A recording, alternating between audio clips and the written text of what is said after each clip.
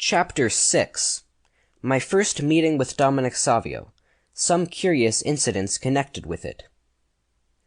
The matter contained in the following chapters is based upon more personal and complete evidence, for almost all the incidents occurred under my own notice, and also in the presence of a large number of boys who are unanimous in their attestation of them.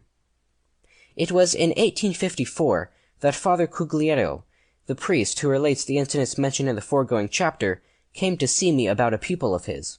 Here, in your oratory, he said, there might possibly be boys equal to him, but I can safely assert that there is none to excel him, for in fact you find him to be another St. Aloysius. At that time I used to take my boys occasionally to Miraldo.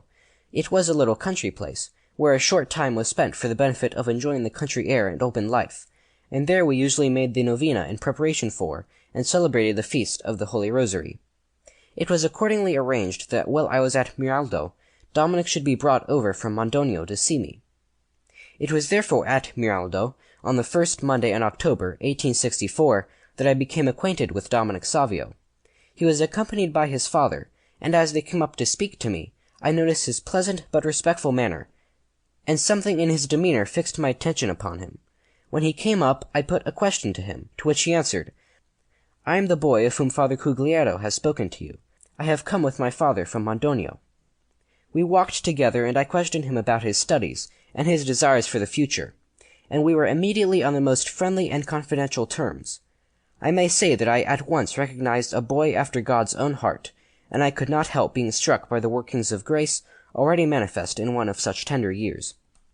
After some minutes' conversation, and before I could turn aside to speak to his father, he said to me, "Well, what do you think of the matter? Will you take me to Turin to study?" I replied that I thought there was very good material to work upon.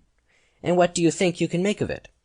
Seeing that he fully grasped my meaning, I said, "Something beautiful and acceptable to God." To this he replied, "Then I must be the material, and you are to fashion it. Take me with you, therefore."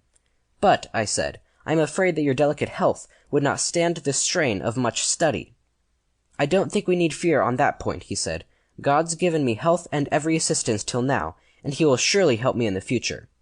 I then asked him what he thought of doing when his preliminary course was finished. To this he replied, "If I could hope for such a favor from God, I ardently desired to become a priest." "Very well," I replied. "Now I want to see whether you are able to learn quickly. Take this little book and study this page of it. Tomorrow I shall see if you know it." I then sent him to see the other boys and to join in their games, while I talked to his father.